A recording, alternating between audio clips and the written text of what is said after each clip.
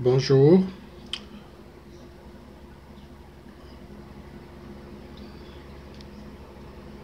Donc, suite à la déclaration du président sénégalais Macky Sall sur le dessert des tirailleurs sénégalais,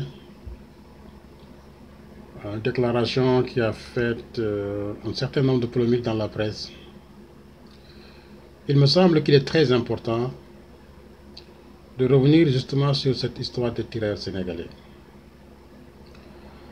pour un peu éclairer la lanterne de l'opinion publique. Donc, mon nom c'est Amadou Ba. Je suis un spécialiste de la question des tirailleurs sénégalais, puisque j'ai fait une thèse justement sur cette question des tirailleurs sénégalais que j'ai soutenue en 2010 à l'Université Paris 7 en France.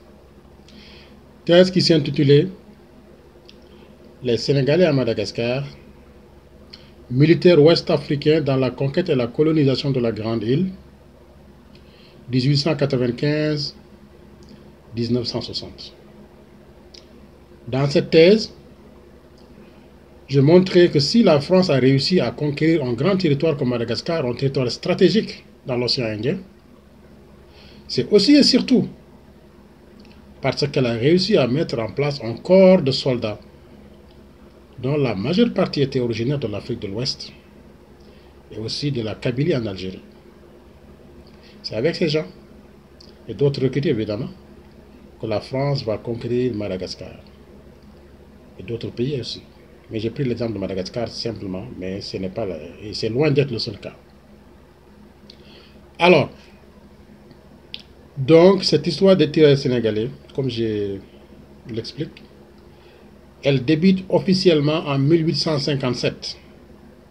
À cette date, la France était implantée dans la ville de Saint-Louis, au Sénégal, qui était la capitale du Sénégal, un petit territoire à l'époque. Une bonne partie du Sénégal n'était pas encore conquis. Donc, Faidherbe va former le premier corps de tireurs sénégalais à cette date-là. Mais je dois préciser qu'avant justement la création de ce corps, des Noirs ont toujours été recrutés pendant longtemps. Je ne vais pas revenir à l'histoire ancienne, mais c'est une histoire qui fait suite à l'esclavage. Vous savez très bien qu'au début du 19e siècle, avec la révolution industrielle en Angleterre puis en France, on n'avait plus besoin d'utiliser les Noirs pour travailler. On a découvert la machine. Et il fallait justement trouver un moyen d'utiliser les Noirs sous d'autres formes. Et c'est là où on a commencé à germer l'idée de les utiliser comme soldats pour des conquêtes coloniales. J'en parle beaucoup donc dans mon prochain ouvrage qui va sortir, Les Noirs au Canada, donc la contribution des Noirs à l'édification du Canada, une histoire méconnue. Donc je mets l'accent sur les recrutements des Afro-Canadiens qui ont contribué à la guerre au Canada de 1812 à 1945. Donc ce qu'on retrouve en Afrique de l'Ouest et ailleurs, ça c'est la même chose qu'on retrouve en Amérique du Nord aussi. Donc cette histoire donc, elle débute officiellement en 1857 avec Faidherbe. À cette époque donc, il n'y avait que quelques Sénégalais donc, qui sont recrutés dans le corps des tireurs sénégalais. Les choses vont aller très vite. J'arrive en 1870. À cette date, Napoléon donc s'engage dans une guerre contre la Prusse, qui correspond aujourd'hui à une bonne partie de l'Allemagne de l'Ouest. Il va perdre, la France perd cette guerre. Et la France devait se ressaisir. Et pour cela, elle a mis l'accent sur les conquêtes. Surtout vers la deuxième moitié du 19e siècle, nous sommes dans ce qu'on appelle le fameux The Scramble for Africa, c'est-à-dire la ruée vers l'Afrique. Les Français ont perdu l'Amérique du Nord, parce que les Britanniques l'ont repris. Certains sont en Asie, mais le seul continent où il fallait véritablement conquérir, c'était l'Afrique. Le 19e siècle, c'est le siècle de la colonisation de l'Afrique, donc la deuxième moitié. Alors, pour cela, la France accentue donc le recrutement de tirailleurs, donc de soldats pour ses conquêtes coloniales. Elle va mettre en place le corps de tirailleurs soudanais. Donc, le Soudan, si je dois préciser, c'est l'actuel Mali, une bonne partie de la Guinée et de l'ancien Haute-Volta qui est aujourd'hui le Burkina Faso. un vaste territoire donc. Parce que quand les Français ont conquis le Sénégal, ils vont remonter le haut fleuve Sénégal jusqu'au haut fleuve Niger, ils vont conquérir ce territoire-là. À chaque fois qu'ils conquièrent un territoire, ils mettent en place des corps de soldats. Donc c'est tirailleurs.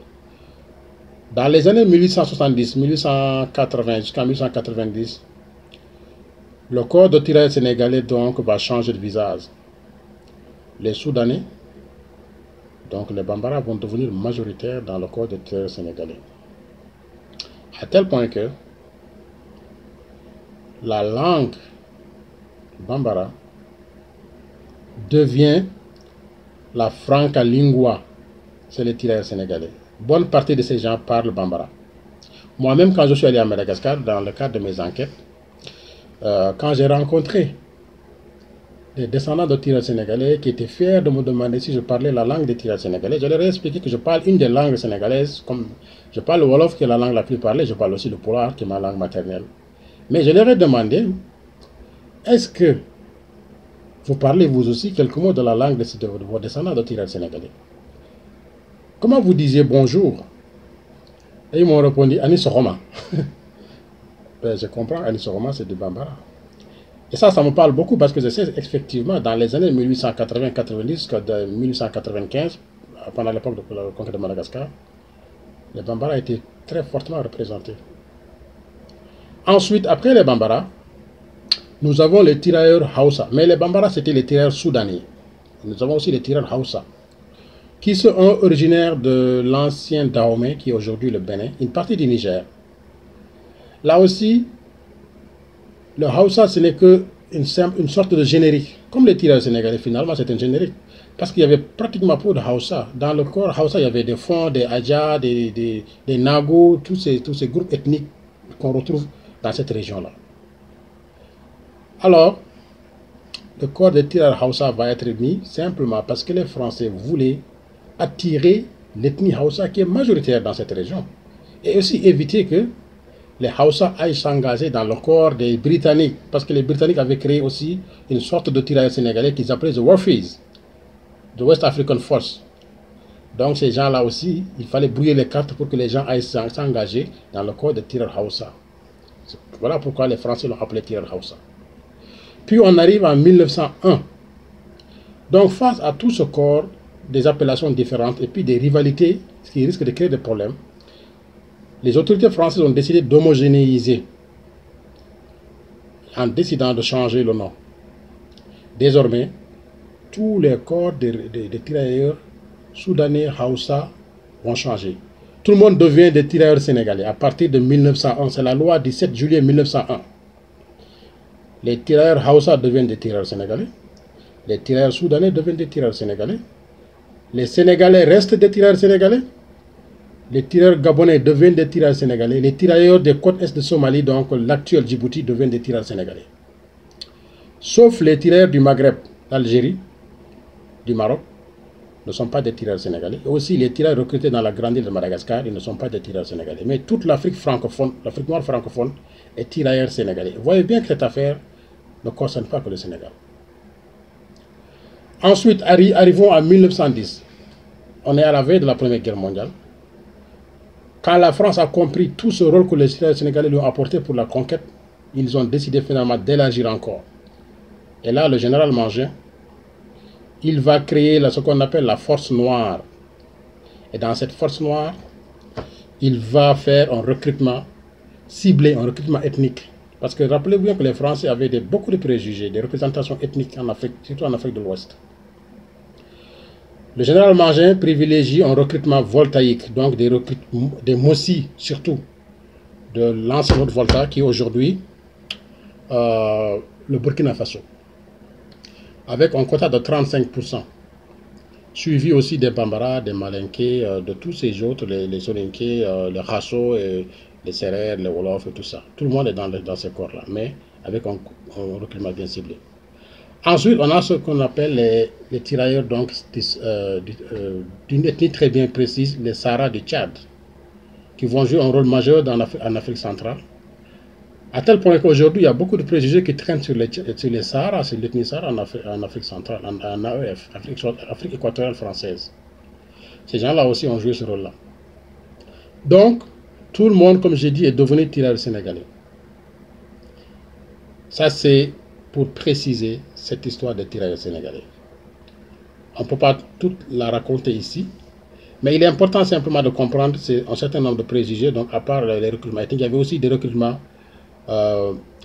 qu'on opposait le gars de la savane, qui semble être grand, fort, grand de taille, hein, à l'opposé le gars de la forêt, qui est trapu et petit. C'est pour cela qu'on n'a pas beaucoup de gars de la Côte d'Ivoire dans la forêt, sauf à partir de la Deuxième Guerre mondiale. Même les gars de la Casamance au Sénégal, ils étaient moins représentés. C'est à partir de la Deuxième Guerre mondiale, quand on a vraiment besoin, on oublie ces préjugés-là, on met tout le monde dans les corps de tireurs sénégalais.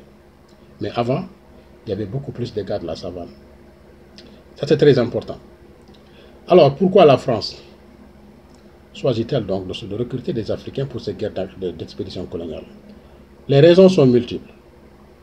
La première raison, c'est effectivement, comme j'ai dit, c'était une habitude de prendre des Noirs comme soldats. Ça coûte moins cher à la France déjà de recruter, de coloniser, les payer moins cher, les faire former par des officiers français bien sûr, et de les envoyer. Ça, c'est la première raison. La deuxième raison, c'est que la France était vaincue après la guerre contre la Prusse.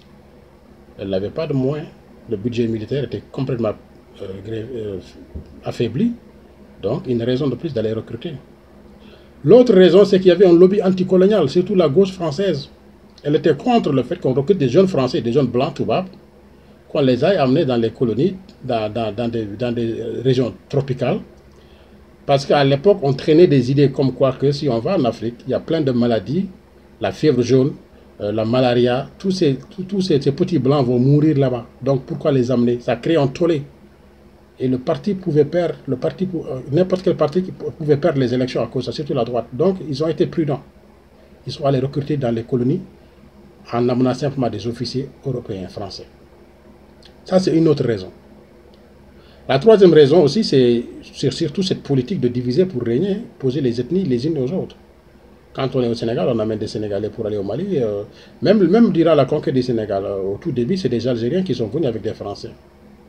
Donc cette politique, elle a toujours été là. Et on la retrouve dans toute l'Afrique. Et ailleurs, en hors de l'Afrique aussi. Je peux énumérer beaucoup de raisons. Mais ça a été aussi facilité par le fait que les Français ont fait un nombre de promesses. Les tirailleurs sénégalais étaient payés quand même. Ils se sont engagés parce qu'ils sont payés. Surtout, il ne faut pas oublier que le recrutement au début ciblé ce qu'un historien canadien, Myron Eschenberg, appelle la basse classe. Donc il y a une extraction de la basse classe. C'est-à-dire que les sociologues, les anthropologues français, ils ont compris qu'en Afrique de l'Ouest, il y a, dans certaines ethnies, pas toutes les ethnies, il y a des castes. Il y a des castes inférieures.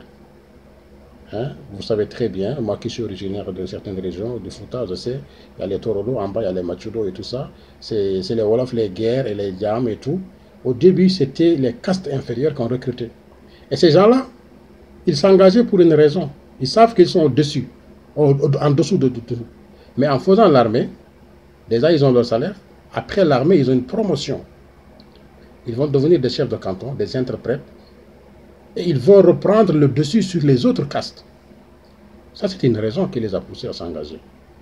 L'autre raison, c'est que la France a toujours brandi la citoyenneté. Aujourd'hui, nous sommes en 2018. Je suis sûr que si on demandait à beaucoup de jeunes Africains d'aller porter des fusils un peu et puis d'avoir la citoyenneté française après, avec tous ce problème de chômage et ces problèmes-là, ils seraient des milliers à aller parce qu'on les voit mourir dans la Méditerranée, dans l'Atlantique, pour aller en Europe. Donc si on leur donnait cette chance-là, ils allaient le faire. Effectivement, la même chose à l'époque. Surtout qu'au Sénégal, on avait des 4 communes qui étaient des communes de plein exercice, qui étaient des communes françaises. Quand on est né dans ces communes-là, on est français. À savoir Saint-Louis, Dakar, Gorée et Rufisque. Ces 4 communes, c'était des communes, toutes les recrues étaient des Français. Alors ces gens-là, je vais revenir donc à la déclaration de Macky Sall par exemple.